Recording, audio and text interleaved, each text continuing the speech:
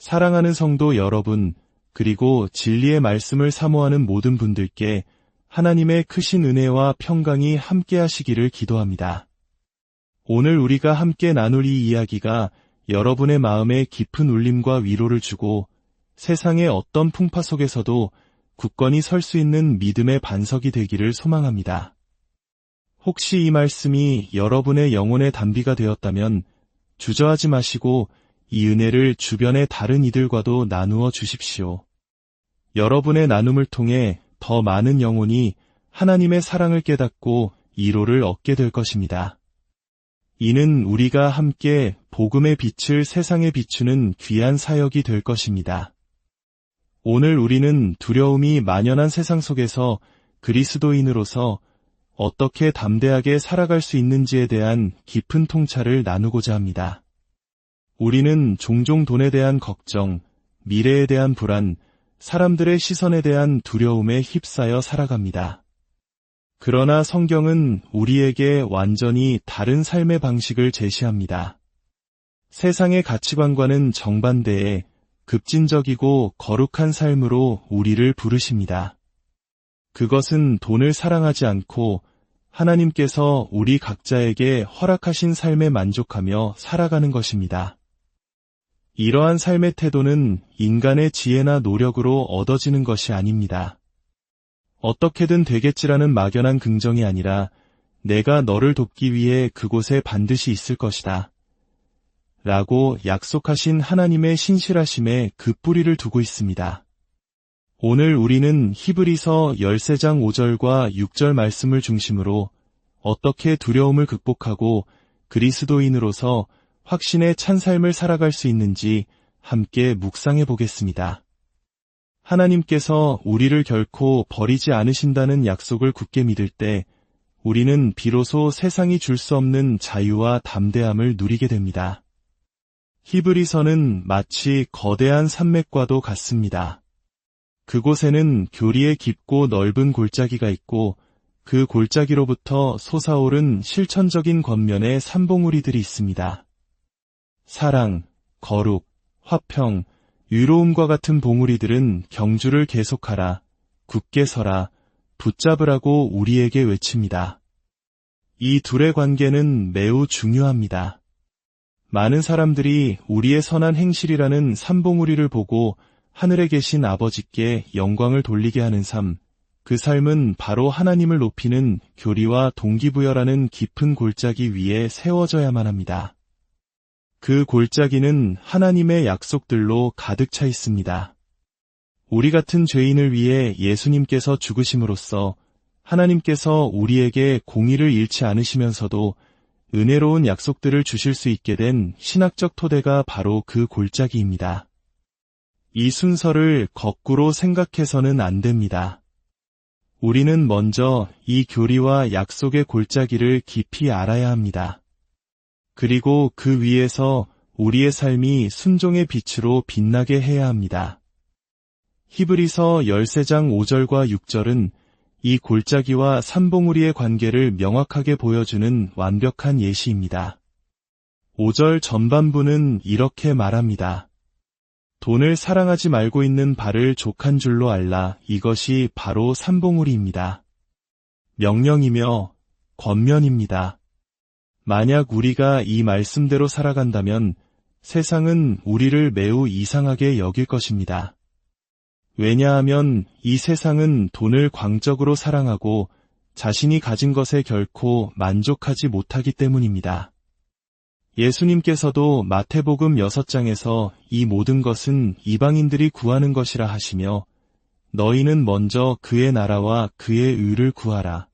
그리하면 이 모든 것을 너희에게 더하시리라고 말씀하셨습니다. 그리고 이제 이 높은 산봉우리를 지탱하는 깊고 넓은 골짜기가 나타납니다. 바로 동기부여와 신학적 기반입니다. 5절 후반부입니다. 그가 친히 말씀하시기를 내가 결코 너희를 버리지 아니하고 너희를 떠나지 아니하리라 하셨느니라. 이 약속이 있기에 6절에서 우리는 이렇게 담대히 선포할 수 있습니다. 그러므로 우리가 담대히 말하대주는 나를 돕는 이 신이 내가 무서워하지 아니하겠노라 사람이 내게 어찌하리요 하노라. 만약 여러분이 이 두 구절 사이의 논리적 연결을 이해한다면 히브리서 전체의 기본 구조를 꿰뚫어 보게 되는 것입니다. 우리는 세상의 가치관과 동떨어진 급진적으로 반문화적인 백성으로 부름받았습니다. 돈을 사랑하지 않고 하나님과 그분이 설계하신 삶에 만족하는 사람들 말입니다. 그리고 그 삶의 기반은 어떻게든 되겠지라는 인간적인 계산이 아니라 내가 너를 돕는 것을 결코 실패하지 않을 것이다. 라는 하나님의 약속에 있습니다. 문제는 이것입니다. 당신은 이 약속을 믿으십니까? 만약 당신이 진정으로 이 약속을 믿는다면 돈에 대한 속박은 힘을 잃고 죽어갈 것입니다.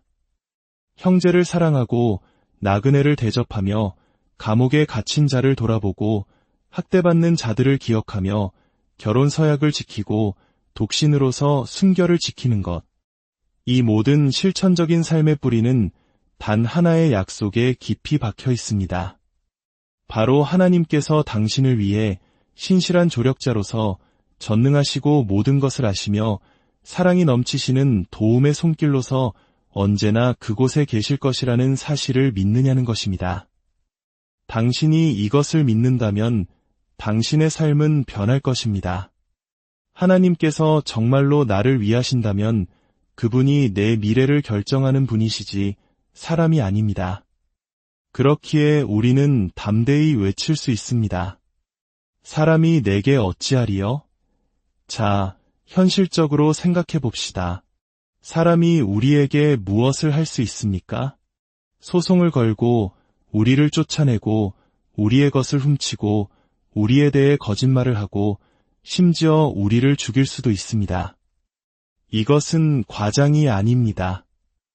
바로 앞선 3절에서 히브리서 기자는 감옥에 갇히고 학대받는 성도들에 대해 이야기합니다. 10장 34절에서는 초기 기독교인들이 극심한 박해를 받아 투옥되고 재산을 빼앗겼을 때 하늘에 더 나은 영원한 소유가 있음을 알았기에 기쁨으로 그것을 감당했다고 기록합니다. 이 글을 쓴 사람은 사람이 우리에게 무슨 짓을 할 수 있는지 누구보다 잘 알고 있었습니다. 그렇다면 사람이 내게 어찌하리요? 라는 말은 도대체 무슨 의미일까요? 여기에는 3가지 깊은 의미가 담겨 있습니다.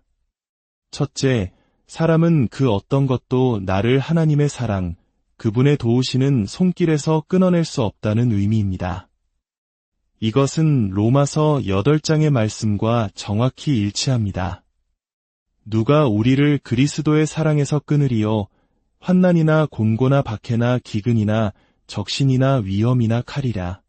그러나 이 모든 일에 우리를 사랑하시는 이로 말미암아 우리가 넉넉히 이기느니라 예수님께서 말씀하셨습니다. 몸은 죽여도 영혼은 능히 죽이지 못하는 자들을 두려워하지 말고 오직 몸과 영혼을 능히 지옥에 멸하실 수 있는 일을 두려워하라. 사람이 할 수 있는 최악의 일은 고작 우리를 죽이는 것뿐입니다. 우리네 인생은 잠시 보이다가 없어지는 안개와 같다고 야고보서 기자는 말합니다. 차가운 겨울 아침, 입김이 얼마나 오래 머물 수 있습니까? 길어야 3초일 것입니다. 그것이 우리의 인생입니다. 만약 사람이 고작 그 3초의 인생을 망가뜨릴 수 있을 뿐이고 하나님께서 그 이후의 영원을 책임지신다면 사람이 내게 어찌하리요? 라는 고백은 비로소 이해되기 시작합니다. 둘째, 사람이 하는 그 어떤 일도 하나님께서 우리의 거룩함과 평강을 위해 계획하신 것을 벗어날 수 없다는 의미입니다. 히브리서 12장은 하나님의 징계에 대해 말합니다. 사람은 당신의 인생을 망치고 있다고 생각할지 모르지만 하나님께서는 그 모든 것을 당신에 의해 평강한 열매를 맺게 하기 위해 사용하고 계십니다. 셋째, 사람이 우리에게 하는 그 어떤 일도 믿음으로 반응할 때 하나님과 함께하는 영원한 기쁨으로 이어지는 것을 막을 수 없다는 의미입니다. 그러므로 히브리서는 돈의 사랑이라는 속박을 끊는 방법으로 하나님께서 당신을 너무나 사랑하셔서 당신을 돕기 위해 결코 떠나지 않겠다고 약속하셨다는 사실을 믿으라고 가르칩니다. 하나님은 당신이 부자가 될 것이라고 약속하지 않으십니다. 재정적인 스트레스가 없을 것이라고도 약속하지 않으십니다. 로마서 8장의 기근과 적신이라는 단어는 우리에게 많은 것을 생각하게 합니다. 사도 바울은 빌립보서 4장에서 이렇게 고백합니다. 내게 능력 주시는 자 안에서 내가 모든 것을 할 수 있느니라. 이 말씀의 문맥은 풍부에 처할 줄도 알고 비천에 처할 줄도 아는 비결을 배웠다는 것입니다. 즉, 내게 능력 주시는 그리스도 안에서 나는 굶주릴 수도 있고 모든 것을 넉넉히 누릴 수도 있다는 고백입니다. 심지어 죽음조차도 감당할 수 있다는 믿음의 선포입니다. 이것이 바로 우리 신앙 공동체, 즉 소그룹이나 목장 모임이 존재하는 이유입니다. 우리는 하나님의 약속의 능력 안에서 서로 사랑하고 나그네를 환대하며 감옥과 병원에 있는 이들을 방문하고 결혼 서약을 지키며 돈의 사랑에서 자유로운 삶을 살도록 서로를 돕기 위해 모입니다. 소그룹은 서로의 삶에 깊이 들어가 이렇게 말해주는 곳입니다. 형제님, 자매님, 하나님은 결코 당신을 떠나지 않으십니다. 포기하지 마세요. 도망치지 마세요. 그분의 약속은 달콤하고 그분의 공급은 충분합니다. 하나님의 약속을 신뢰하는 것이야말로 이기심에서 해방되는 열쇠입니다. 상황을 하나 가정해 봅시다. 당신이 속한 소그룹의 한 자매님이 아파서 몇 주간 병원에 입원해야 합니다. 그룹원들이 모여 기도하다가 누군가 히브리서 13장 3절의 말씀을 떠올립니다.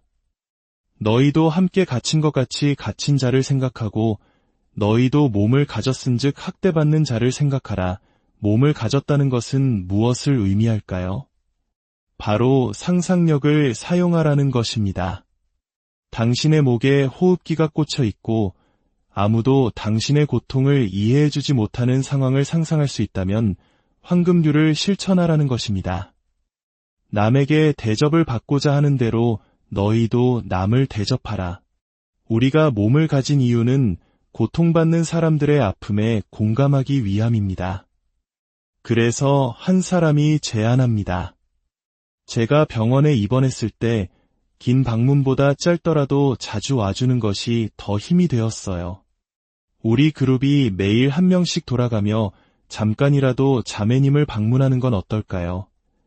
모두가 좋은 생각이라고 동의하지만 한 구석에 조용히 앉아있던 한 사람은 불안해합니다. 그는 말합니다. 저는 태어나서 병문안을 한 번도 가본 적이 없어요. 주차는 어디에 해야 하는지, 무슨 말을 해야 할지 아무것도 모르겠어요. 여러분은 쉬운 것처럼 말하지만 저는 너무 두렵습니다. 바로 그 순간 다른 누군가가 자신의 경험을 나눕니다. 저도 처음엔 그랬어요. 제가 처음 할아버지를 뵈러 갔을 때의 막막함을 아직도 기억해요. 그리고는 주차장 위치부터 병실 문을 노크하는 법, 침대 옆에서 어떻게 해야 할지까지 차근차근 설명해 줍니다. 그래도 그 사람은 여전히 망설입니다. 건강한 사람들과 대화하는 것도 어려운데 아픈 사람에게 무슨 말을 해야 할지 모르겠어요. 그러자 또 다른 사람이 자신의 경험을 이야기합니다. 제가 입원했을 때 두 사람이 찾아와서 아침 묵상 때 은혜 받은 말씀을 짧게 읽어주고 기도해준 뒤 떠났는데 그것이 제게는 세상 가장 큰 힘이 되었어요. 그리고 마침내 한 사람이 이 모든 상황의 핵심을 짚어줍니다. 이것은 결국 우리 모두의 믿음의 문제입니다. 그렇지 않나요? 그는 두려워하는 사람의 눈을 바라보며 히브리서 13장 5절과 6절 말씀을 인용합니다. 하나님께서 말씀하시기를 내가 결코 너희를 버리지 아니하고 너희를 떠나지 아니하리라 하셨습니다. 그러므로 우리는 담대히 말할 수 있습니다. 주는 나를 돕는 이시니 내가 무서워하지 아니하겠노라. 그리고 이렇게 덧붙입니다. 하나님께서 엘리베이터 안에서도 당신과 함께 하실 겁니다. 낯선 소독약 냄새가 나는 병원 복도를 걸을 때도, 병실 문을 두드릴 때도, 침대 곁으로 다가갈 때도 그분은 당신과 함께 하실 겁니다. 그분이 당신을 도우실 겁니다. 우리가 그분을 신뢰할 수 있을까요? 모두가 함께 모여 기도하며 하나님을 신뢰하기로 결단합니다. 사랑하는 여러분, 이것이 바로 살아있는 신앙 공동체의 모습입니다. 우리는 혼자서 영웅적으로 믿음을 지키도록 부름받지 않았습니다. 우리는 넘어지고 일어서고 비틀거리며 서로를 붙잡아주는 존재입니다. 그리고 서로에게 하나님의 신실한 약속을 끊임없이 상기시켜주는 존재입니다. 내가 결코 너를 버리지 아니하고 결코 너를 떠나지 아니하리라. 이 약속을 당신의 마음에 깊이 새기십시오. 이 약속이 당신을 돈에 대한 염려에서, 사람에 대한 두려움에서, 미래에 대한 불안에서 자유롭게 할 것입니다. 그리고 그 자유함 속에서 당신은 세상을 향해 담대히 나아가 사랑을 실천하는 진정한 그리스도의 증인이 될 것입니다.